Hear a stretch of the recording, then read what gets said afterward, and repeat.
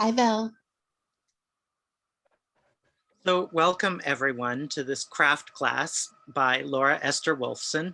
We're super happy to have her here. My name is Greg Newton and I am the co-founder with my partner Donnie Jokum of the Bureau of General Services Queer Division. And the Bureau is a queer bookstore that we founded in 2012. And we've been hosted by the LGBT Community Center since 2014. We have been closed and we remain closed while we wait for the center to reopen. It's taking quite a while, but we'll get there eventually and we'll make a lot of noise about it. So please stay tuned. In the meantime, we've been doing online events like this, and we launched an online store, which you can view at our website, bgsqd.com. And those are the letters for our lengthy corporate sounding name, Bureau of General Services Queer Division. But it's an all volunteer queer bookstore, not a government agency. Not yet. We aspire to be. So Laura, I'm gonna just turn it over to you because I have absolutely nothing ready, having stepped in at the last minute and just gotten back from vacation myself. But as soon as you're ready to share the text, just let me know and I'll share that on the screen. Okay, I'll give So you. everyone, please put your hands together and warmly welcome Laura. Your virtual hands, your real hands. Okay. Thank you, everybody. I know many of you, but for those I don't, I'll just give a quick bio since Sarah's stuck in traffic. I have worked for over 30 years as a translator and interpreter of Russian and English, and also for a briefer period, French and English, both freelance at the United Nations and the State Department, and translated various books. And I have one book out. It's a collection called For Single Mothers Working as Train Conductors. It came out in 2018, and it holds the Iowa Prize for Literary Nonfiction. Mm-hmm. Oh, Kin, hello. She just said hi, Ken. Hello. Hi. Great to see you. Glad to see you. I'm very glad to see you. Greetings, everybody. Thank you very much for showing up. And I'm very happy and honored to be here and have all of you here. So just to reiterate the course description, this writing workshop will be based on multiple translations of a Russian poem by Alexander Pushkin called "Ya vas lubil," which means I loved you. And special thanks to the editors of Slavfile, a professional publication for translators of Slavic languages under the aegis of the American Translators Association, which published 7 different translations of this poem in its fall 1999 issue. Full disclosure, I was at that time one of the editors, but I was not the person who gathered the translations, nor did I do any of them. And one of the editors is on this call, but I don't know if she wants to be identified. We'll be looking at just 3 of those translations today, plus a rough literal translation that conveys only the meaning with no poetry. We will do 6 writing prompts if we have time based on the poem and its translations. The short workshop will last 2 hours until 8:30 Eastern Daylight Time, and I will conclude with a reading that will last about 15 minutes. Before we start, I wanted to note that it's Pride Month. We're in the middle of June, it's Pride Month, and I wish everybody a happy Pride Month. Saturday is Juneteenth, the 19th of June. It marks the anniversary of the date in 1865 when the very last enslaved people in the United States were informed that they had been emancipated 2 years after President Lincoln declared the promulgated the Emancipation Proclamation. Very important date that's getting more and more widely observed now. And yesterday was Bloomsday, June 16th, the day on which all of the events, the fictional events of James Joyce's Ulysses took place. So we're in the midst of a lot of important events. So one housekeeping matter, if you prefer to keep your camera off, that's fine. I know that some of you are zooming in from very far away and it's quite early in the morning. So I would like to ask each person on the call to introduce yourself. And Greg, if you could put the screen share up, please. If you're not in the greater New York City area, please tell us where you are. You can also tell us what you hope for from this call, from this workshop, and or mention a book you've recently read and loved. I'll start. So Laura, she, her pronouns. And with this workshop, I hope to ignite your love of Russian literature, spark an interest in and greater understanding of the value of translation, and heighten your attention to the importance of word choice, word order, and punctuation when you read and when you write. A favorite recent read is The Heart of a Woman, which is volume 4 of Maya Angelou's autobiography, 7-volume autobiography. Volume 1 is I Know Why the Caged Bird Sings. I love The Heart of a Woman because it's so frank about her personal life and also gives so much background about her life against the backdrop of history, the civil rights movement, and independence movements in Africa in the early 60s. So, Greg, you can take down the screen share. No, leave it up actually. And we can go around, and please everyone introduce yourself. And you can unmute yourselves, but after you've spoken, please mute yourself. Whenever you're not speaking, just please mute yourself so there's no background noise coming in. Thank you. And oh, sorry, there is a suggestion. Item 4 is a suggestion for what books something you've read, which could be something written originally in Russian, a work you've read in translation, or just some book you read recently and loved, which is the item that I chose. So who wants to start? Don't be shy. I'll start. Thank you. My name is Laurie Tallarico, she, hers. I'm in Northern New Jersey, Hawthorne. I'm taking this workshop without being able to answer any of those questions because I'm just coming out of curiosity. That's a good And reason. the latest book I've read is Upstream by Mary Oliver, a collection of essays. Ah, thank you. I love Mary Oliver. Yeah. Who's next?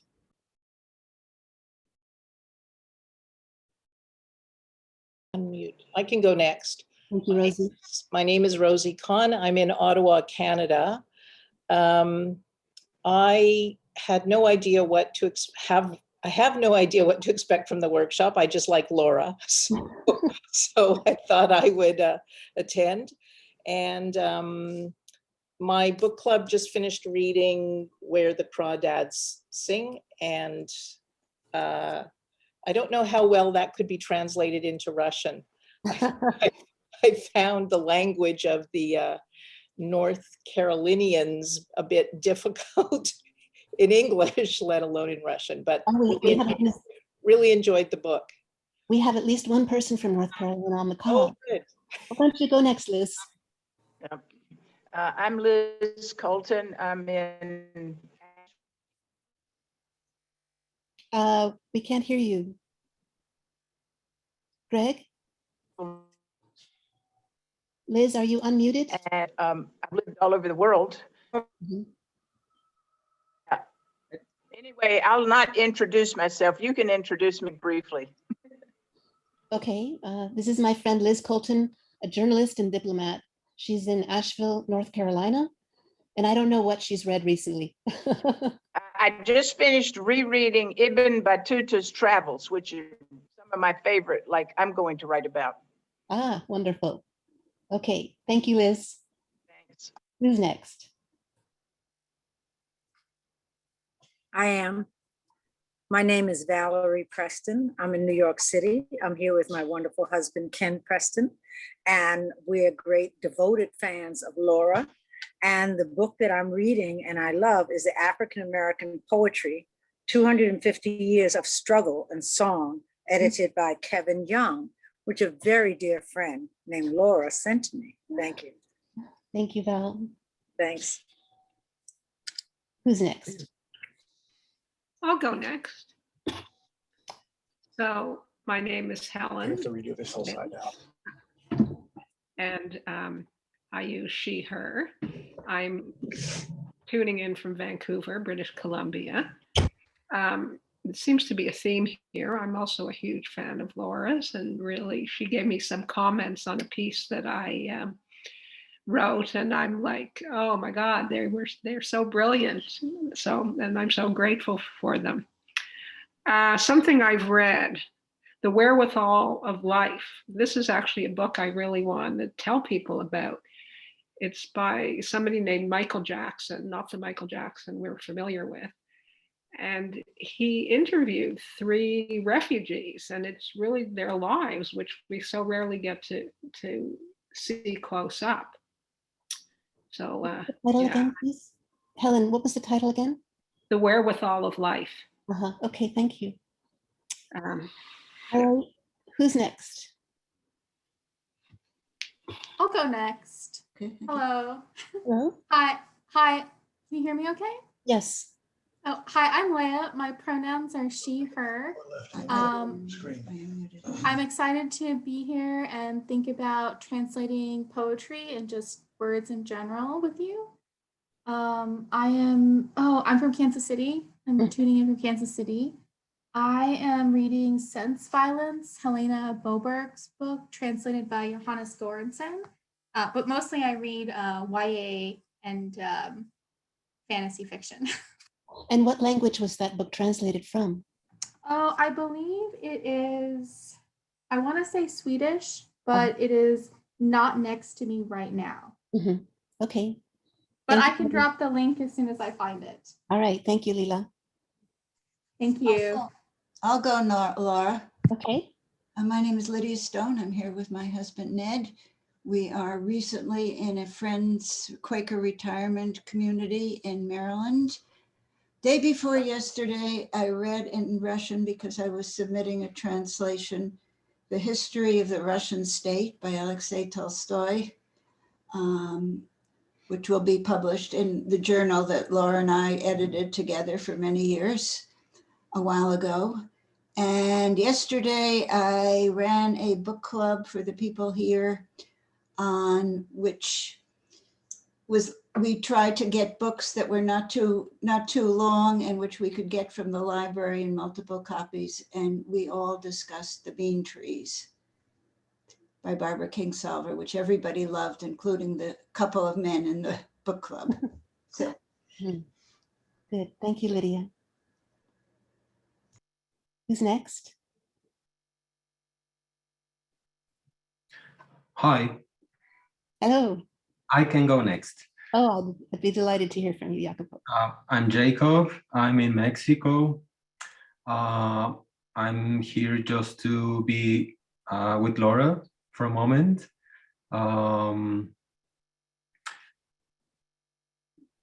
There is a book I read recently, translated from the Arabic. It's called In the Presence of Absence by Mahmoud Darwish. And I really loved it. It's a poetry collection? It's no, it's his last book before he died, I guess, and it's kind of reflections, poetic reflections on life and on absence. It's a very nice book. Thank you, thank you. Are you reading it in Spanish or English? Oh, it's translated into English. Let me show you the cover. Okay. Can you see it? Yes, thanks.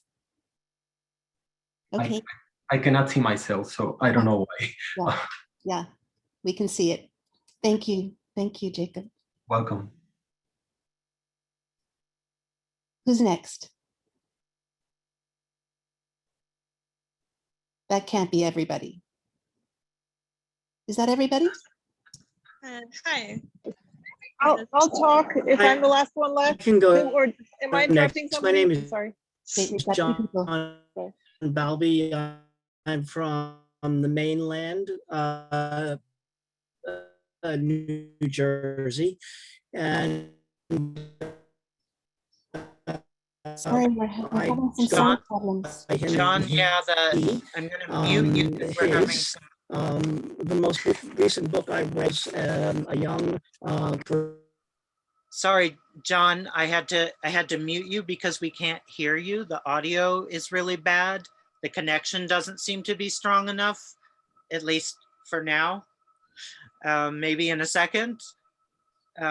If you have any other windows open, you can please close those. Do whatever you can to make it a stronger connection. In the meantime, does someone else want to go? I can go next. So hi, I'm Michelle. My pronouns are she, her.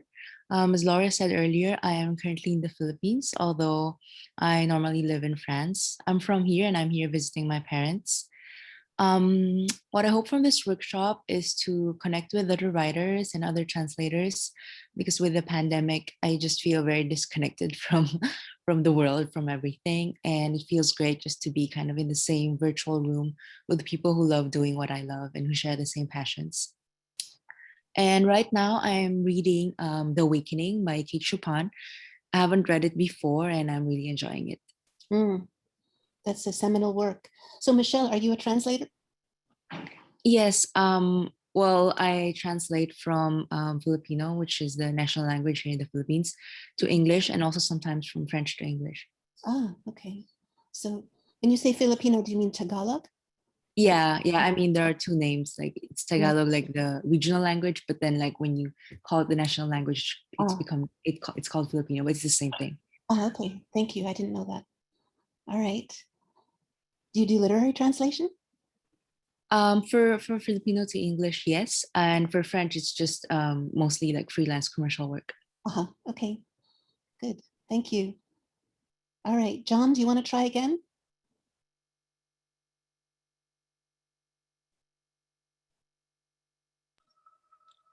John? There we are. My name is John Balby. I live on the mainland, New Jersey, and I go by him and he. The most recent book I read is Johnny Appleseed by Joshua Whitehead, coming from the place he ran away to, back home. Yeah, is it still iffy? No, it's much better. Is my voice still iffy? No, we can hear you. It's good. All right, then I will put myself on constant mute and I will just listen. Okay. Thank you. Now, I think Anna was trying to speak earlier. Yes. Can you hear me? Yes. Did I unmute? Yes. So I am on a beach in Santa Cruz, California. I don't know if you can see the picture at all. Yes. I have the sun in my eyes. And your hair is windswept. Yes. Anyway, Laura and I met in Paris, and I am a big admirer of her work. I'm also a translator, and we studied together for a while and practiced together for a while. And I really am happy to have met Laura, and I've been following her work. I'm a big fan. So, and not just her work, but also her personality. The current book that I am reading is a French book by Jean-Christophe Ruffin, a historical novel. I love historical novels, and I love to read in French and also in Russian. So thank you, Laura, for including me. Thank you, Anna. Have we missed anybody, or has everyone introduced themselves? Hi, my name's Holly, and my pronouns are she and they. I'm hoping to listen and learn and maybe write tonight. And let's see, a book that I've read that was translated from Russian. It's Letter to the Amazon by Marina Svetaeva. Thank you.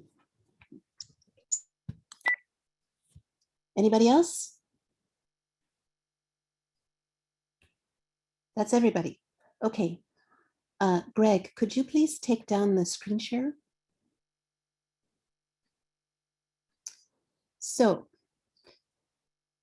thank you very much, everybody. And we have a number of translators, including translators of Russian, who are going to keep me honest this evening. Now, as we embark on this workshop, I want to remind you of something you all already know, I'm sure. And that is, and this is something I'm often asked, how does one become a writer? Or how does one be a writer? And I always say there are 4 things you need to do. There are 3 things other than writing that you need to do. The first thing you need to do is read. Then you write. And that includes revision, endless revision. And now you keep shuttling back and forth between reading and writing. And then you throw in the third element, which is submitting your work for publication, which comes with its own subset of activities, which is being rejected and then submitting again and then being rejected and submitting and revising. Revising is always in that mix too. And you're continuing to read. And the last item is be a good literary citizen. Greg, could you please put this up on the screen? Being a good literary citizen means participating in the literary community, buying books of authors you want to support. If you could go up a little further. Showing up at readings for authors, your friends, or those you don't know. Could you scroll down, please? Keep going.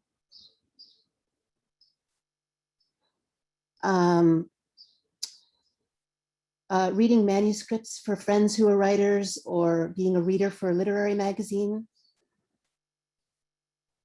And you could be organizing readings or literary festivals. These are just a few of the things you can do to be a literary citizen. Greg, could you please go to the next page? Keep going. Good, thank you. You can leave it there. So in this class, we're going to be doing the first 2 things, reading and writing. So first, let's talk about reading. There's an old Russian joke about an ethnic group that I won't name that's often regarded as, well, let's say they live in a part of the country where there are very few libraries and bookstores. And they have a writing system, but it's only come into existence in the last maybe 150 years. So one of their number becomes a famous writer. And he's asked, after he gives a reading during the Q&A, he's asked, do you read Pushkin? Pushkin being the very foundation of Russian literature, like Shakespeare is for us. And he says, I'm not a reader, I'm a writer. So this gets to the point that you have to be a reader if you're going to be a writer. The importance of being in dialogue with other writers, living and dead, is a necessity for writers. You can take down the screen share, please, Greg. Now, there's a lot of emphasis on diversity in reading now, and the importance of reading a diversity of books. And usually when people say that, what they mean is we should be reading more works by writers of color and more works by women and LGBTQ writers. I believe strongly in reading a diversity of books. And I'd like to add a few categories to that list. I think that we should be reading more writers from different time periods, not just the present and the recent past. And we should be reading more writers from other hemispheres and countries, which means reading in other languages. Now, there are about 6,000 languages spoken in the world today, and about 4,000 of those have writing systems. I don't know how many of those have publishing infrastructures, but for reading books from other countries and other parts of the world, most often it means reading translations. So reading translations is also a necessity. Now, of course, I'm not unbiased. I'm a translator. And it's hard to say what I've been for longer, a translator or a writer. And part of the reason it's hard for me to determine that is because translation is a form of writing. And translation and writing inform each other in multiple ways. Translation, in my experience, is an excellent apprenticeship for becoming a writer. It's also the closest form of reading. Nobody reads anything more carefully than the person who's translating it into another language. It's also a fine way to procrastinate about writing, and we writers are always looking for ways to procrastinate. And the work and the travel and the reading that you have to do to become fluent in a language in order to translate it can provide excellent material for a writer. I'd like to hear if anybody has any thoughts about reading books in translation. Do you have a positive feeling about it? Are you hesitant to read a book when it's a translation? And if so, why? Anybody want to speak up?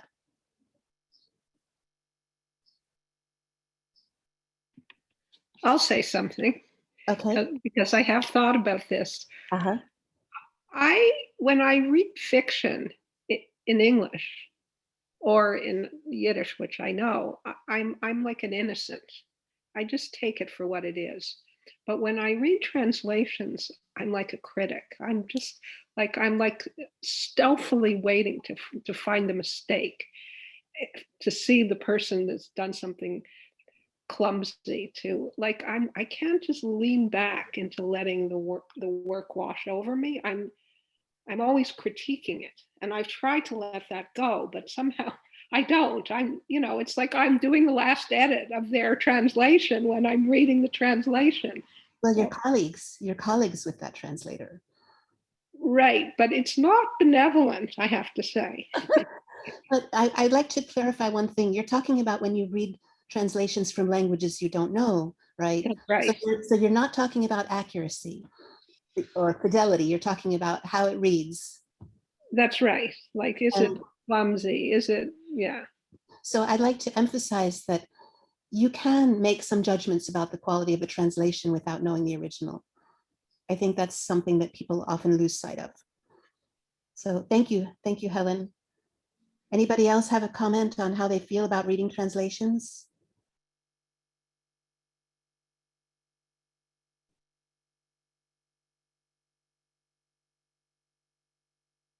Nobody? I know you have some opinions, otherwise you wouldn't have shown up. Hi, I dropped a note in the chat. I love reading in translation, and I often read and teach literature in translation, fiction, and poetry. Oh, I'm very glad to hear that. Yeah, and I've absolutely no hesitation. Great, thank you. I'm very glad to hear that. Sorry, I'm having trouble keeping track of the chat. Oh, it's okay. Anybody else?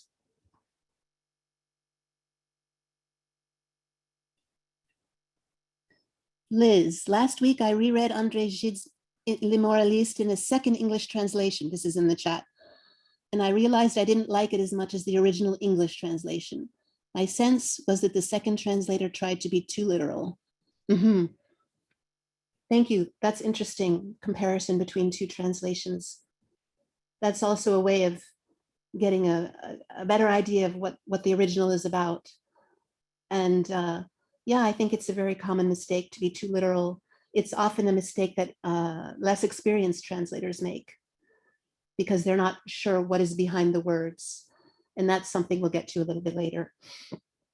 Does anybody else have any comments on translation, reading translations?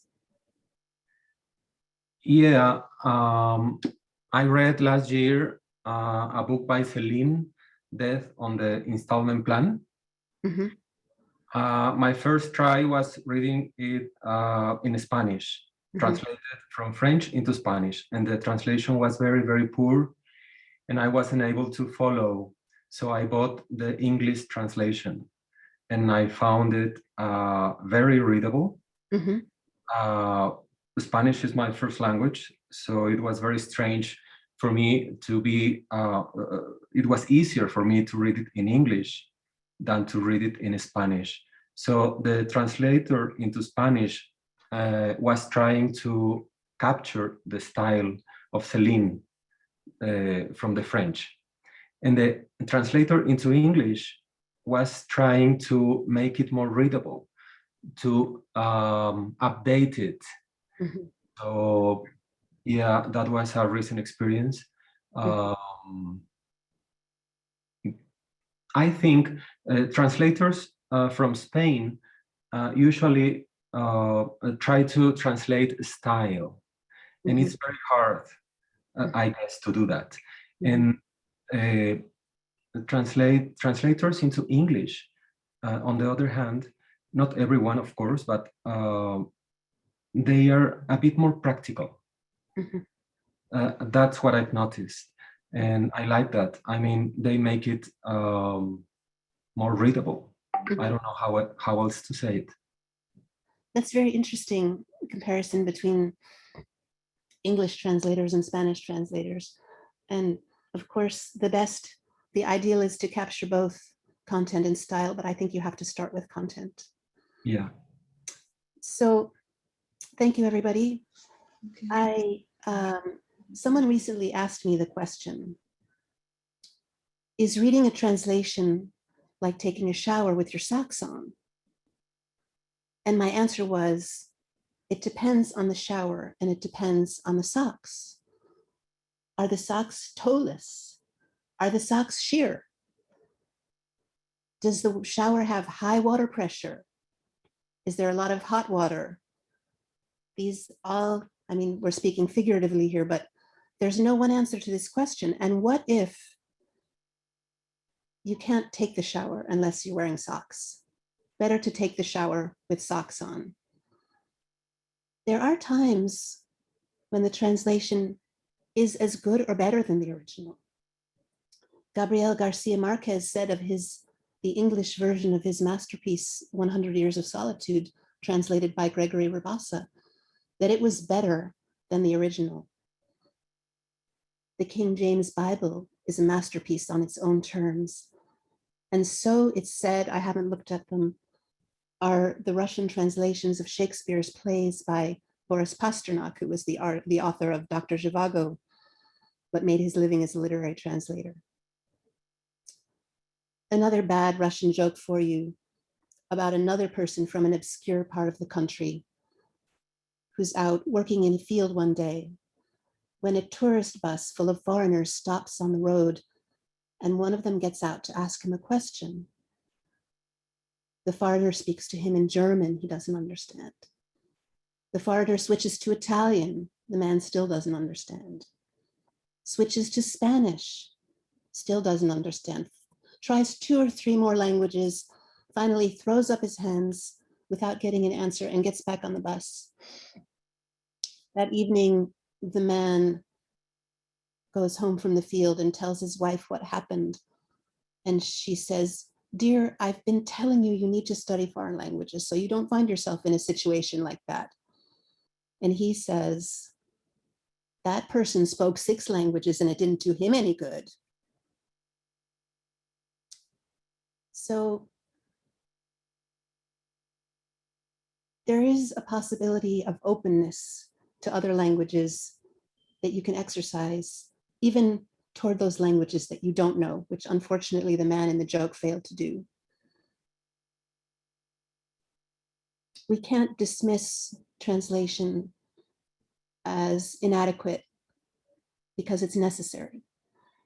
Throughout history, all of communication between cultures and countries, written and spoken, almost all of it has gone through interpreters and translators. We forget this because they're invisible, but they're the crucial link. So in a few moments, we're going to strip down to our socks and get in the shower. So let's talk a little bit about Russian literature. What comes to mind when you hear Russian literature? Thoughts from you non-Russianists?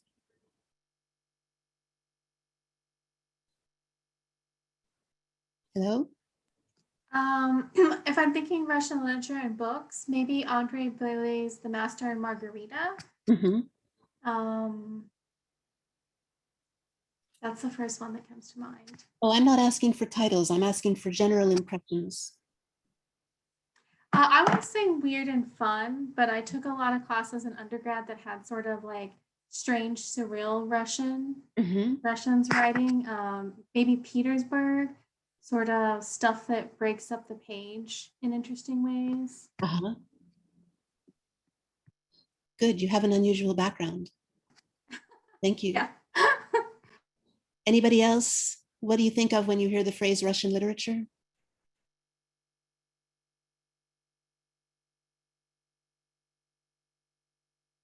Greg, can you put up the screen share? Yes. Thank you. Thoughts on Russian literature, anybody? Keep scrolling down, please.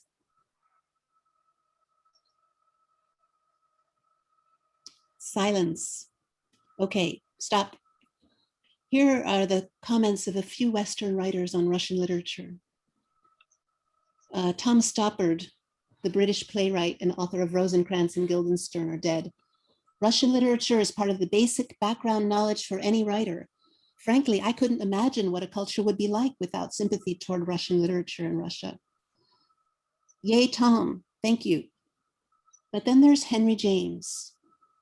But what do such large, loose, baggy monsters with their queer elements of the accidental and the arbitrary artistically mean? He was talking about Tolstoy and Dostoevsky, of course, and I don't know if he created the stereotype of the baggy monster or whether he simply extended it. And I threw in another quotation, which is about Russia, just for good measure. I don't know where this comes from. I read it many years ago. This is a problem I often have. I remember things and then I can't find the citation. A journalist, an American journalist who lived in the USSR for 30 years. The only people who can claim to be experts on Russia are those who have lived here for more than 20 years or less than 2 weeks.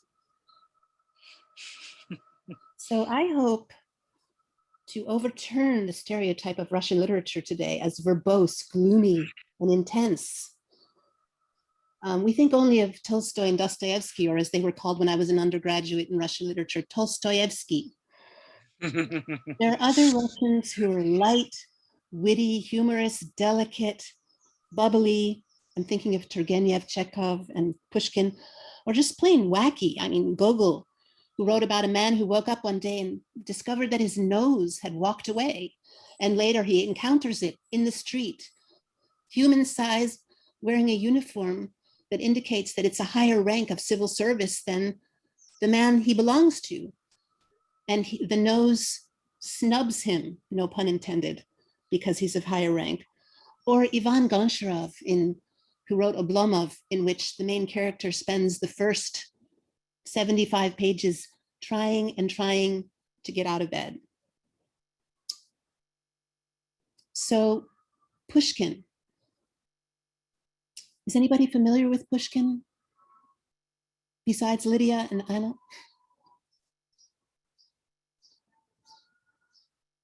No? Okay. Greg, could you put that down, please? Sure. Sorry, I don't know what, are you seeing the email I'm pulling up? Or are No, you still no. seeing the word? Okay, sorry, I'm trying to email Sarah the link. Oh, no, that's okay. So I'll tell you a little bit about Pushkin. For those of you who are not familiar, he is considered by Russians to be the greatest Russian writer who ever lived. We don't know much about him in the West because he was primarily a poet and his work is very difficult to translate. He wrote novels in verse, he wrote lyric poetry, he wrote novellas in verse, he wrote some prose, short stories, but primarily he's known as a poet. He was of Russian aristocratic stock and with some African ancestry. His great-grandfather was abducted from Africa as a boy and sold into slavery and ended up in the Tsarist court in Russia, where he was freed from slavery, received an education, and rose to a high rank and became a trusted advisor of the Tsar. Pushkin himself was a political activist and very outspoken, was exiled several times, and was cut down in his youth, like many of his fellow romantic poets from other countries. In his case, it was because he was killed in a duel with a Frenchman who was believed to be his wife's lover. So we're going to look at a poem that is possibly the most famous poem in all of the Russian language. It's been memorized by generations of school children, and one critic says that it is so simple and so clear that it's almost as if it wrote itself. Greg, could you scroll back up to the previous page where the Cyrillic is? Thank you. So I'll give it to you in Russian, and then you'll see the transliteration so you can follow along with the sound when I go through it the second time. Я вас любил, любовь еще быть может, в душе моей угасла не совсем. Но пусть она вас больше не тревожит, я не хочу печалить вас ничем. Я вас любил безмолвно, безнадежно, то робостью, то ревностью томим. Я вас любил так искренно, так нежно, как дай вам Бог, любимый, быть другим. Could you please scroll up to the next screen, Greg? Yes, a little higher. One more line at the bottom. Good. Thank you. Yes. Okay, I'll recite it again now and you can follow along with the sound. Я вас любил, любовь еще быть может, в душе моей угасла не совсем, но пусть она вас больше не тревожит. Я не хочу печалить вас ничем. Я вас любил безмолвно, безнадежно, то робостью, то ревностью томим. Я вас любил так искренно, так нежно, как дай вам Бог, любимый, быть другим. Is there anything that you can tell about this poem without understanding what it means or what it's about? Anything you can tell from the sound or from what you see on the screen?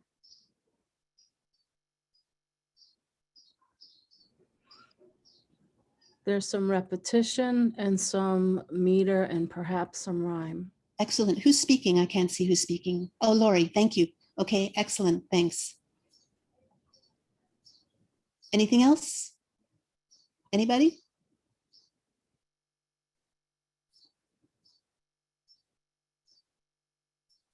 No? Okay. Well, I think Laurie just about covered it. So thank you.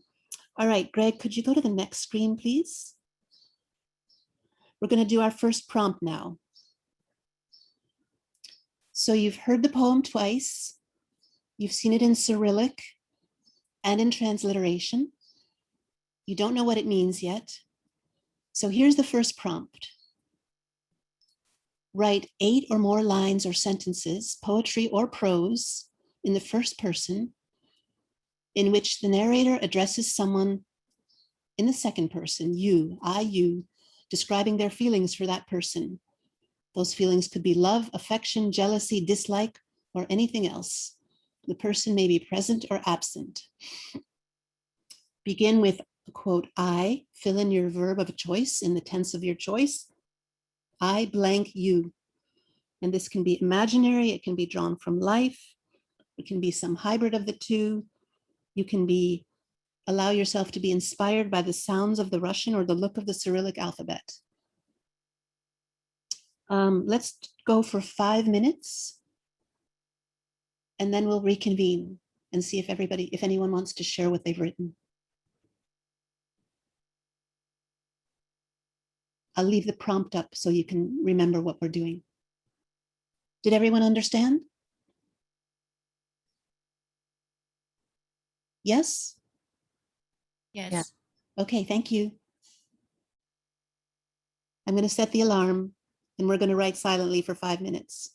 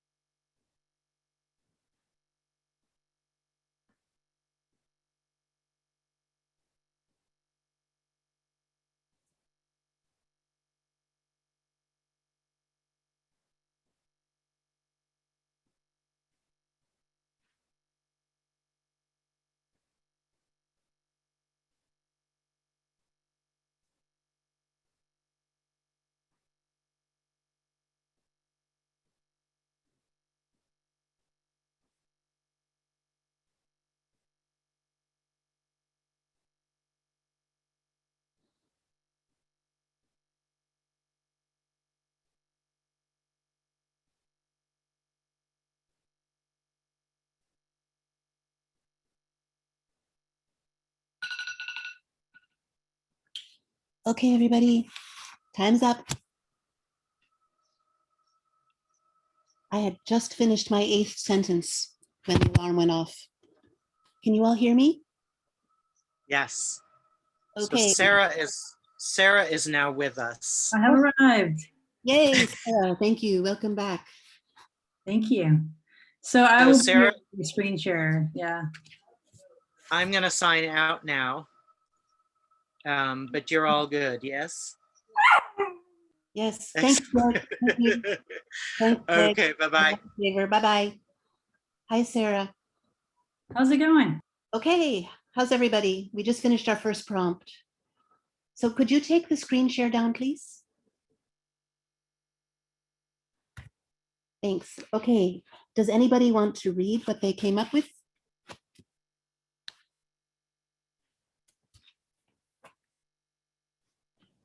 I'll do it.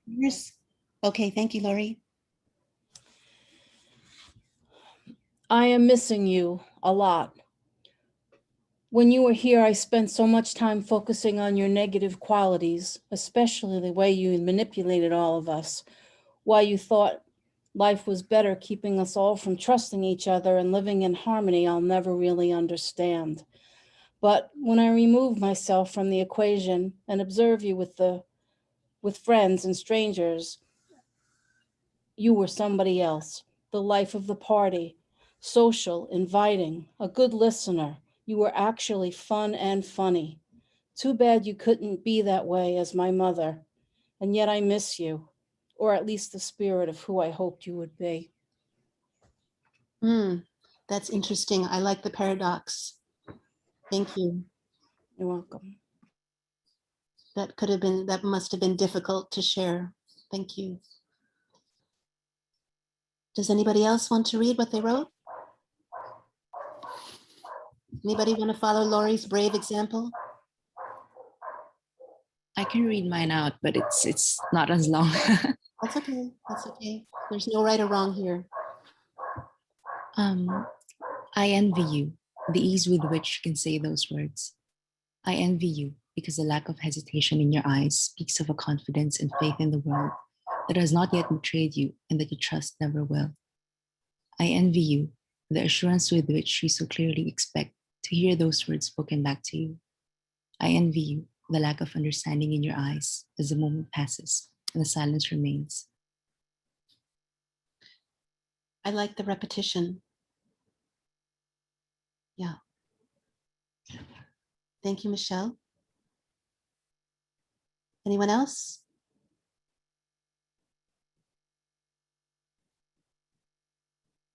I can wait. Okay, I just unmuted myself. Thank you, Val. I yearn for all you may offer, some I will never know. I think that you think that I think that love is feckless and uncaring, but my heart is only raw and exposed to a heartless absence about to be.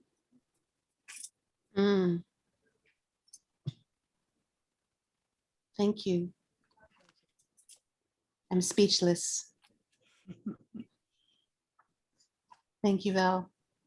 Thank you for listening. Anybody else? Go. Who's that? Amy. Okay.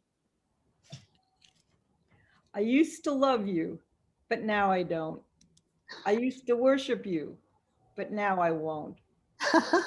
I've cleared out my heart. It's just the start. I've cleared out my mind. That's the biggest part. Oh, that was merciless, merciless. And I like the rhyme and the declarative quality. Thanks. Thank you. Anyone else? The declarative. Oh, Amy, please mute yourself, okay? Anybody else? No? Okay, then we will move on. I'll get the rest of you later. Sarah, could you please take down, wait a minute. Could you please put up the screen share? And go to Stop. Okay, perfect. Could you just push it up a little further? All right, yeah, perfect. So this is what the poem means. And this is totally artless, ugly word for word. It's just the meaning. And I've even preserved the awkward original word order, which is natural to Russian, but not to English. You loved. Love still, perhaps, in soul my, is extinguished incompletely. But do not let that you disturb further. I do not want to sadden you in any way. I loved you wordlessly, hopelessly, submissively and jealously by turns. I loved you so wholeheartedly, so tenderly, as God may grant you be loved by another. So I hope this blows out of the water the stereotype of Russian being consisting of big baggy monsters. Here we have 8 lines. So does anybody have any impressions of this, just based on this ultra literal translation? What can we tell about the speaker? Oh, I should tell you 2 things from the grammar that you won't know. The Russian grammar tells us that the speaker is male, and the person that he is addressing with the formal you. So there's some kind of distance, emotional or social, between the speaker and the object of his affections. So what do you think is the tone of this? What does it tell you about the speaker and about the situation? I was going to say first, just reacting to the syntax as is of that kind of like one-to-one like translation from Russian to English. I think it's so cool to see it as you loved, love still perhaps. Well, my is extinguished. Just to see like the rawness of it before the poet translator comes in, you know what I mean, and kind of works their magic. I'm making all these hand motions because there is a lot that the translator does too. Yeah, I guess that was my first reaction. You know, I'm glad you said that, because as I was reading it, I was thinking, it's really stupid that I put the you in front of the love and said, you love, because I could have said, I loved you, and it still would have been a literal translation. But I'm glad you appreciated that. I guess it shows up the difference. Yeah, it's like another layer. It's another layer that the translator hides, I guess, or goes beyond for like finished, polished piece. But I also think about all the thousands of choices that a translator makes in literally just constructing a single sentence or phrase, right? Like you're saying, it works either way, but there's stresses in different ways too.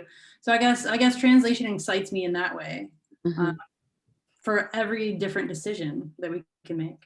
Yes, yes. Any other comments? I think it's also interesting that even with a bit of awkwardness in the language, the emotion is not lost. Oh, I'm glad to hear that. That's very interesting. And how would you describe the emotion? Little desperation and sad. Yeah. Okay. Thank you, Laurie. Other comments? Yeah, I just wanted to agree with. Oh, sorry. Go ahead, Helen. Oh, okay. I have a question. Yeah. Which I think would be clear in the Russian, but isn't clear to me in the English. I loved you so wholeheartedly, so tenderly, as God may grant you be loved by another. Is that like causal? That I loved you so much that? No. So what's the relationship between those two? That's a very good question. What it means is, may God grant you be loved as wholeheartedly and tenderly by another as I loved you. It's a comparison by someone else. Okay, thank you. Does that answer your question? Yes, yes. That's a very subtle read, very subtle question. Does anybody else have any comments on this version? So Laura, can you hear me? Yes. So I was familiar with that poem, but I didn't know I was, because it's very different. It's in the American Negro Poetry, edited by Anna Bontemps. And it starts out, I loved you once, love even yet it may be, within my soul has not quite died away. but let that cause you no anxiety. I would not give you pain in any way. I loved you helplessly and hopelessly, with jealousy, timidity brought low. I loved you so intensely, tenderly. I pray to God another loved you so. And that's so different from this. Well, it's different, but it's the same, right? Is it attributed to Pushkin in that anthology? It says, I loved you once, from the Russian of Alexander Pushkin, Dudley Randall. And the title of the book? American Negro Poetry, an anthology edited by Anna Bonton. I wonder why it's in a book of American Negro poetry, and perhaps the translator was. Yes, Dudley Randall is an African-American man. That's very interesting. Huh. So I can add that translation to my collection. Oh, good. Yeah, you know, it's the same, but it's different. Exactly. Yeah. Any other comments on this version? I was just gonna say, I love how intense and desperate it sounds, to agree with Laura and Sarah. And the verb is in past tense, so I feel like there's something about that which, while tender, does feel melancholy. Yes, yes. All right. Well, what do people think of the last line? Any particular impression of the last line?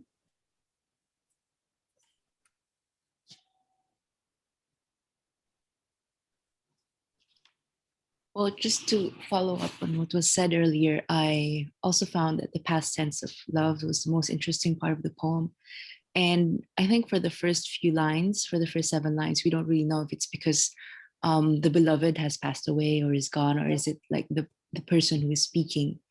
And I think at the end, like, we kind of get that answer, that it's the narrator whose feelings have passed or who's passed away or something.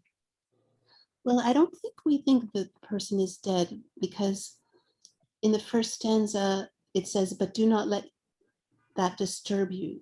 I do not want to sadden you. So I think that suggests that the person is still alive. Right, sorry. Yeah, but I feel a knife twist in my heart every time I get to the last line of this poem. Because for the first 7 lines, the speaker is saying how much he loves this person and maybe still does and is suffering.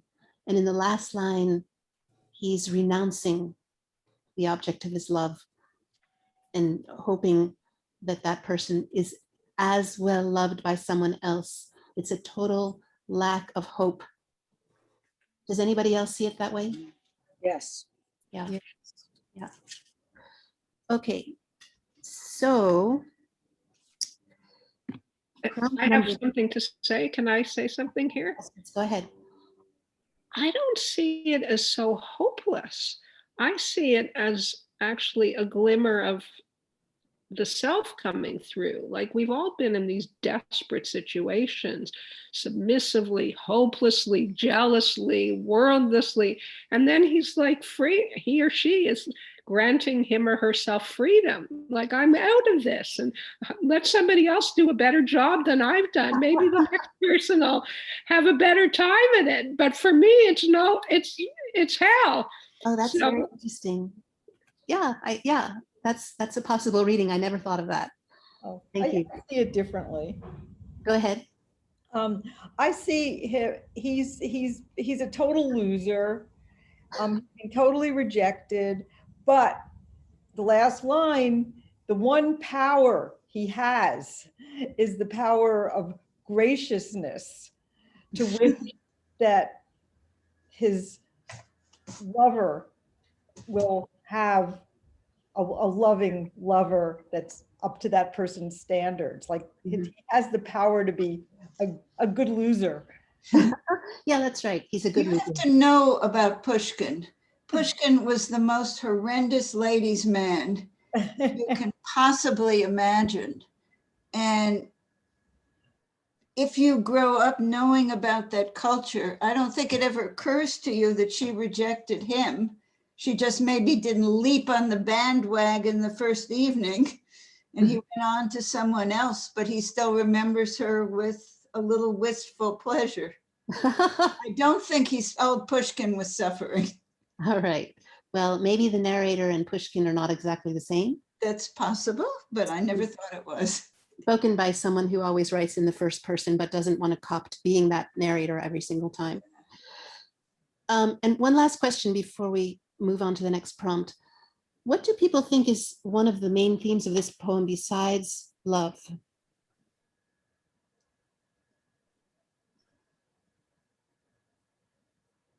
The variety of love. No, that's love. Something else? Loss. Uh-huh, okay. Anybody else? I think it's also about time. It starts out in the past. I loved you.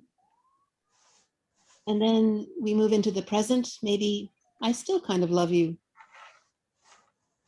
And then back to the past in the beginning of the second quatrain, I loved you. And then at the end, some possible speculation about the future. May somebody else love you as much as I did. So, Sarah, could you please move up to the next page? Thank you. So the second prompt is take what you wrote for the first prompt and add a surprise ending, a twist or a surprise, and make any changes earlier in the text that you feel that that ending, that changed ending calls for. And I think I'm going to set the timer for 3 minutes this time because time is getting away from us.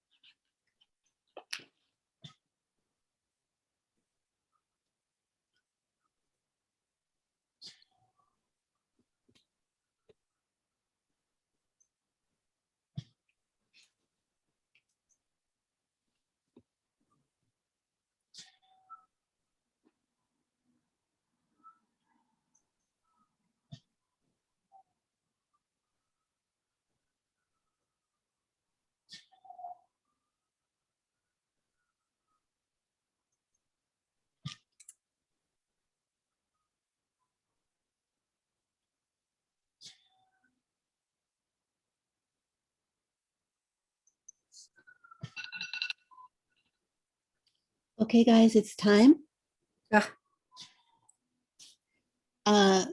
Does anybody want to share prompt number 2, what they did with prompt number 2?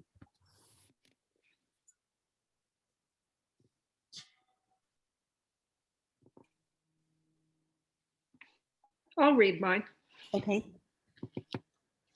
I fear you, dear friend. What have you done to elicit such hatred, such unbridled determination to destroy particle by particle, job, musical career, friendships, your life? When you first read me her manifesto, expounded so concisely on Facebook, I laughed aloud. Her words a 2-year-old's tantrum. Little did I understand the efficiency of vengeance and retribution in the digital age. Dear friend, I fear for you. Thank you. And what was the twist at the end that you added for prompt number 2? Well, it starts out, I fear you, and it ends, I fear for you. Okay, good, thanks. That's a very subtle change. I like that. Anybody else? Someone we haven't heard from?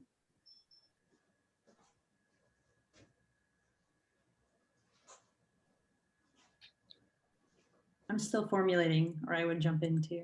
Okay, anybody else? I know you're out there.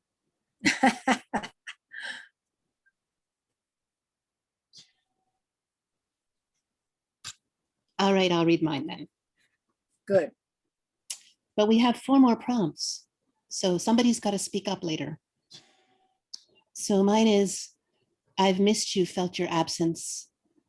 I felt it so acutely that you were very nearly present, and I missed you less. With time, your images faded, but slowly, parts of you winked out like starlight at dawn, until I could not see you anymore. Then the world was washed in light again. I wondered if you were still present, unseen. Now I carry you within me. Your words come out of my mouth. I say the things you used to say. And the addition is, sometimes I attribute them to you, but more and more they seem to come from me. Oh, beautiful. Thank you. Okay, moving right along. Sarah, could you move up to the next page, please? Yeah, that's mine. Yes, it is. I didn't know if you wanted to be outed. Oh, I didn't even know I wasn't muted. Do you want to read it or shall I? Sure, I want to read it. Okay, everybody, this is Lydia's translation and she's going to read it for us. And I have to say, I translate as much as I can into the meter and rhyme scheme of the original, which is not exactly in style anymore. I loved you once. Perhaps the love I bore you has even now not fully died away. But do not let this grieve you, I implore you. I would not cause you hurt in any way. I loved you once with timid desperation and wordlessly endured my jealous pain. I loved you once. God grant such adoration and tenderness will come to you again. Beautiful.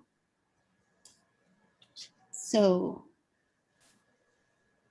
what has Lydia added here that was lacking? English syntax. Rhyme. Uh-huh. What else? Repetition. That was in the original. I loved you once was the same way in the other one. The word once was not there. Okay.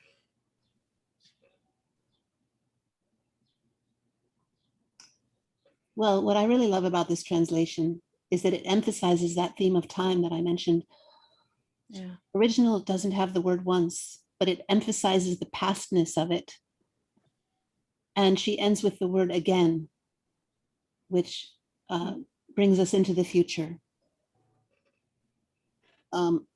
Apart from, and you'll see this in the next 2 translations, she does a wonderful job of fitting it into English syntax, giving it rhyme and meter that's not thudding or clunky, or it just works. It just works. So, what? I was going to say, it feels like the desperation of the literal translation is softened a little bit with this timid desperation instead of like the submissively and things like that too. So I feel like, I don't know, in some ways, I feel like it was more polished towards the end. And that last line, and tenderness will come to you again, is like a very benevolent like person coming in to wish that for them. So yeah, I don't know. I really enjoyed this translation. Good. I don't know the mechanical things about it, but my feeling is that there's a fullness and there's just more of a sense of presence, and it just feels rounded out. and it's satisfying, more satisfying to me. Mhm. I think that's just that you don't know the other language. I just have to keep the meter. I mean, I make myself keep the meter and the rhyme. And so adoration, I forget exactly, is just the word that has to rhyme with desperation, or maybe desperation has to rhyme with adoration. I don't remember. It was a long time ago that I wrote this. Laura dug it up somewhere and called me. Well, it was published in 1999. Yeah, go ahead, Sarah. I was curious, do you ever feel like in keeping to the rhyme and the meter that you naturally paint yourself into a corner that it's really hard to get out of by following that? Or do you feel like it's more of, it's forcing you via constraint to do really interesting word choices? Does that make sense? Well, they can't be too interesting. Right. It's just the way I started. I never had any training in it, but I had a very, very good memory for anything in rhythm. And I first heard this poem in Russian when I was about 7, probably. And Lydia's father was a Russian speaker. I just assumed that this was the way to do it. And the first poem I translated, I just loved so much that I had to do it that way. I mean, that was part of it. And it's very much not in style anymore, at least not in the translation conferences I go to. I think it's because it's difficult. Because I have it in my head and I can hear it and they can hear the original, even if there's, if maybe desperation is a little stronger than the original Russian or something like that. And I'm not sure, Russians like what I do. I'm not sure that very poetry savvy, only English speakers like it nearly as much. The word desperation here, I think, corresponds to hopelessly. Yes, I think it does too. So as a matter of fact, if you think of the Latin, it's the same. Yes. All right, so prompt number 3. Sarah, can you scroll up, please? Yes. Change the order, sequence, or syntax of at least 3 phrases in what you wrote for prompts 1 and 2. Here are some reasons you might do this. To dole out the information bit by bit in a specific order, so that the reader's understanding of the situation develops with each word or phrase. To shift emphasis from one word detail or an idea to another. And in this exercise, you don't have to stick to standard English word order. As you've seen, Russian word order is more flexible than English. It has to do with grammatical markers at the ends of words, whereas in English, we know, for example, that a noun is the object and not the subject because of where it is in the sentence. But Russian can mix it up a bit. So if you want to do that in this exercise, you should feel free. I'm going to set the timer for 3 minutes. Is that not enough time? It seems like a big demand for 3 minutes, but your people are able to do it. It might be nice to have a little bit more time. Okay, yeah. I'm just afraid of running out of time. Okay, 5 minutes it is then, people. Popular demand.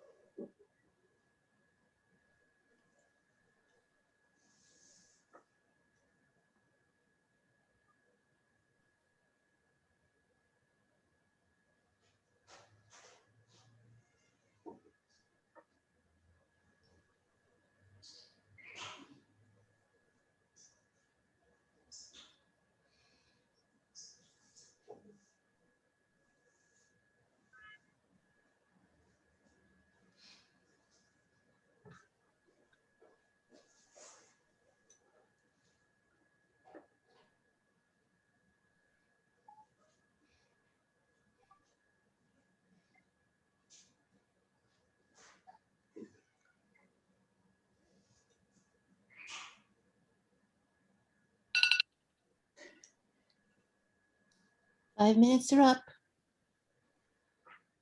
That was fast.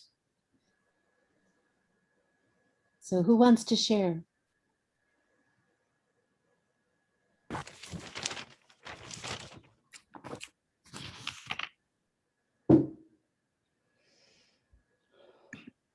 We've got 15 participants. Surely somebody wants to share. I'll go. Okay. I have no pride. Thank you, Amy. I've cleared out my heart. It's just the start. I've cleared out my mind. That's the biggest part. I used to love you. I used to worship you. But now I won't. And now I don't. What were the changes? Oh, I basically changed the order. Yeah, tell us. It began, I used to love you, but now I don't. I used to worship you, but now I won't. I've cleared out my heart. So I began with kind of the ending and then back to the beginning. And why did you do that? You told us to. You made us do it. But I mean, did you make those choices instead of other ones? Right. I liked the causality going backwards. Okay. Good. Good. Everything should have a reason. Right. You're so right. Thank you. I'm going to call on somebody who hasn't spoken yet. Rosie, can you share?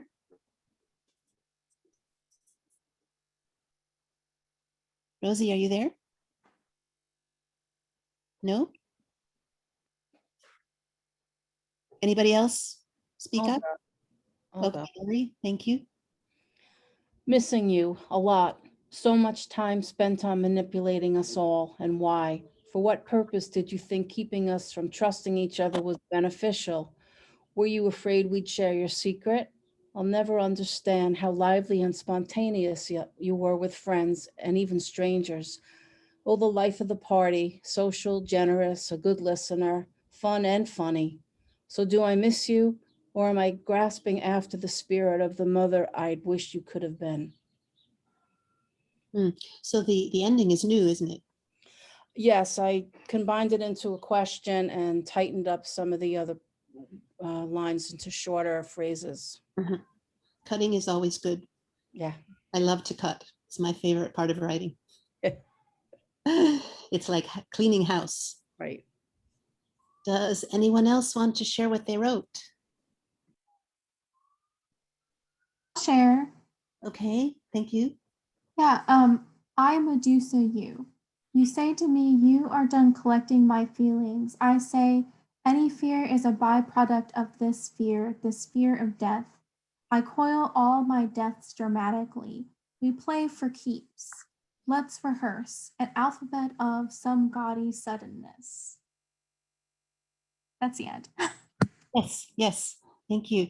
So what was new from your previous versions? Yeah, I changed some of the order of the prepositional phrases. Mm-hmm. So let's for her, things became verbs, whereas before they were just objects of, which I thought made it a little more interesting. Yes. Good. Yes. Makes it more muscular. Mm-hmm. Okay. Mm-hmm. Or like more active, like it feels like more like a play. Like maybe it sounds more call and response now, whereas before it sounded reactionary, if that makes sense. Yes, yes. Okay. I just noticed in the chat you said something about mastery of languages is a capitalist plot. Oh, tell me yeah. about that. Yeah, I just meant that's sort of a lie, right? It's a colonial idea that you can master, that there is a mastery of any one language, especially since US English is colonial, right? Sort of like this amalgamation of various languages that change over time. Mm-hmm. And language is just so much more active and shape-shifting, I think, than we actually give it credit for being, if that makes sense. Yeah. Do you think there's any language for which that's not the case? I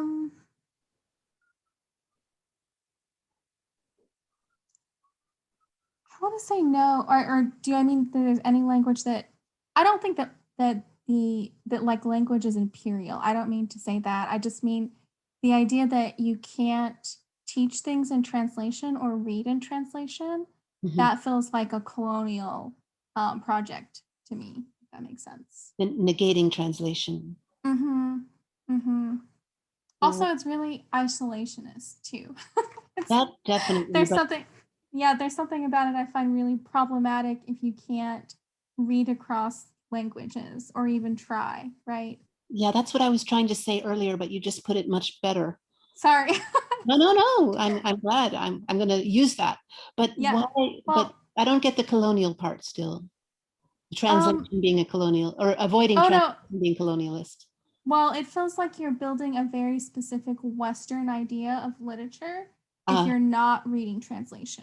That's what I mean. Got it. You like US American, if you're like a really US American Western idea of literature, if you're not reading translation, or if you're not making visible the act of translation, because a lot of Western English canon is translated, right? Like Beowulf is translated.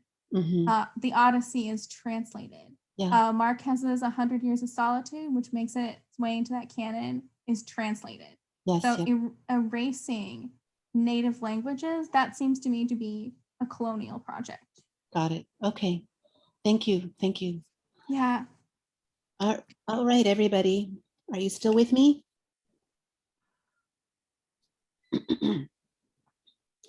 So that was, okay, now we're going to move on to poetic translation number 2.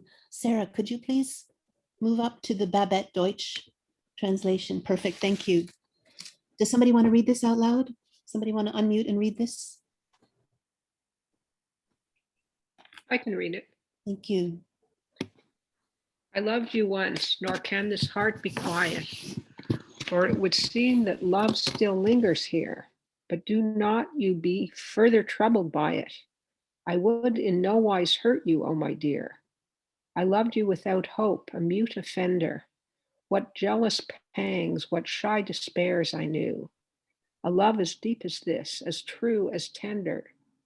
God grant another may yet offer you. Thank you, Helen. Any observations about this translation? It seems clunky to me. Like, I don't know whether, yeah.